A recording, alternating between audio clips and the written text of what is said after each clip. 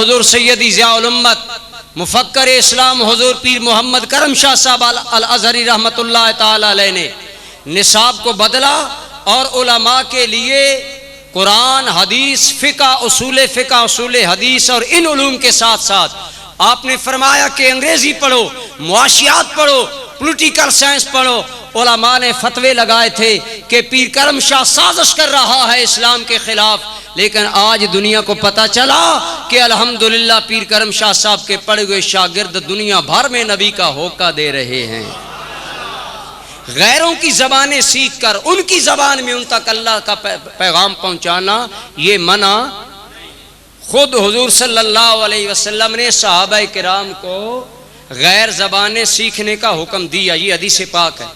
और आप सल्लल्लाहु हालांकि अरबी ज़बान से कोई आला ज़बान, तो फिर सरकार ने क्यों हुक्म दिया? आप देखें ना, इब्तिदान दीन कहाँ आया? अरब शरीफ में। बोली कहाँ आया? अब अल्लाह करीम ने कुरान अरबी में नाजिल किया, सरकार अरबी, आपकी ज़बान अरबी, ये दीन आगे कैसे फैला?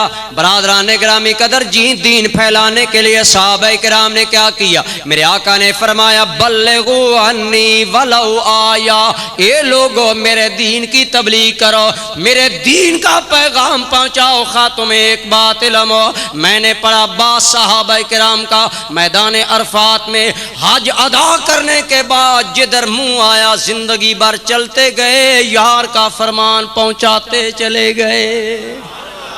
यही वजह है, बड़ी काबिल गौर बात है कि सिर्फ तकरीबन 10-12 हज़ार सहाबाए किराम की कुबूर या इससे ऊपर नीचे अरब शरीफ में है। बाकी सहाबाए किराम बाज़ बसरा में दफन है, बाज़ कूफा में दफन है, बाज़ के मज़ारात शाम में है। जनाब बिलाल हबशी का मज़ार शाम में है, सलमान फ़ारसी का मज़ार शाम में है, हज़रत अबू अय्यूब अंसारी मेज़बान रसूल का मज़ार एशिया और यूरोप के संगम तुर्की के मुल्क इस्तांबुल में मौजूद है। अब गौर करें, इतना दूर वो सहाबी कैसे पहुँच गए? सिर्फ एक मिशन था कि अल्लाह का पैगाम पहुँचाया। तो सहाबा ने अल्लाह का पैगाम गैर कौमों तक कैसे पहुंचाया? पहले उनकी जबान सीखी, बोलो पहले उनकी, फिर उन तक इस्लाम का पैगाम पहुंचाया। हजरत ख्वाजा मोइनुद्दीन चिश्ती अजमेरी ने यहाँ इस्लाम फैलाया है कि नहीं फैलाया? और उलमा से पूछिए, हजरत ख्वाजा मोइनुद्दीन चिश्ती अजमेरी ईरान के रहने वाले थे। कहाँ के? दाता अली हजवेरी ने इस्लाम फैलाया। आप गजनी के रहने वाले थे, अफगानिस्तान के। पहले यहाँ आए, यहाँ की जबान सीखी, फिर इसी जबान में अल्लाह का पैगाम आम किया। तो मालूम हुआ दुनिया का कोई भी इल्म गैर इल्म नहीं है, सारे इल्म मुसलमानों से आगे निकले हैं। तमाम इल्म हासिल करो, कंप्यूटर सीखें, साइंस पढ़ें, टेक्नोलॉजी पढ़ें, फिजियोलॉजी पढ़ें, हर इल्म पढ़ें। हर इल्म में कमाल हासिल करने के बाद दिल की सुई खुदा और मुस्तफ़ा की रजा पर रखें, आपका सारे इल्म पढ़ना भी इबादत बन जाएगा। बोलिए सारे इल्म पढ़ना क्या बन जाएगा? इसलिए तमाम उलूम मुसलमानों के लिए हासिल करना जायज़ है। हुजूर का इरशाद गिरामी है सल्लल्लाहु अलैहि वसल्लम, अल हिकमत दालतुल मोमिन हैसु वजदहा अखज़हा, दानाई मोमिन की गुमशुदा चीज है। गोया बताया मुसलमानों, दानाई जहां भी मिले वो किसी की नहीं, वो तुम्हारी अपनी है। दानाई तो मुसलमान के पास से निकली है, जहां मिलती है उसको हासिल करो, सीखो और दुनिया में फैलाओ। इसलिए तमाम इल्म हासिल करना जायज़ है, लेकिन बशर्ते के मसला आप देखें, डॉक्टर अब्दुल कदीर खान साहब ने साइंस पढ़ी और साइंस पढ़ने के बाद पाकिस्तान के लिए एटम बम बनाया। अब बताएं कि वो जिस तरह है कि मुजाहिद का एक रात सरहद पर जाग कर पहरा देना बाज़ उलमा ने 60 साल की इबादत से बेहतर करार दिया है। अगर मुजाहिद सरहद पर जाग कर एक रात पहरा देता है, उम्मत मुस्तफ़ा का दिफा करता है, अगर उसका ये मकाम है, तो डॉक्टर अब्दुल कदीर खान जिसने पाकिस्तान को एटम बम की पावर दी, उसका मकाम अल्लाह की बारगाह में क्या होगा?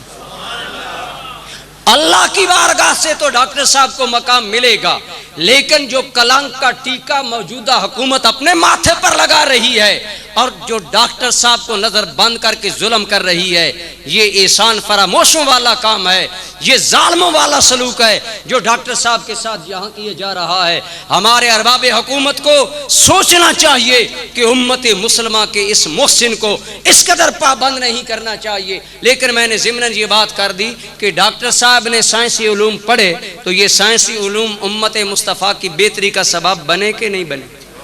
ऊंचे बोलिए। लिहाजा जो भी आप इल्म पढ़ते हैं, अगर उस इल्म के ज़रिए आपकी नीयत खालिस है तो आपका वो इल्म पढ़ना भी, बोलिए क्या है, इबादत है, बाइस सवाब है। इसीलिए तो अगर ये मेरा मौजू होता कि मेरे आका की शरीयत की हमागिरी क्या है तो मैं आपको ये तमाम बातें अर्ज करता। बहरहाल तमाम इल्म हासिल करना जायज़ है बशर्ते कि वो इल्म हासिल करके उससे मकसद नेक हो। बोलिए मकसद। और अगर कोई आदमी अरबी का इल्म पढ़ कर कुरान से नबी पाक के नकाइश तलाश करे तो उसका वो अरबी पढ़ना भी उसके लिए वबाल जान हो। बात आगे समझ के नहीं।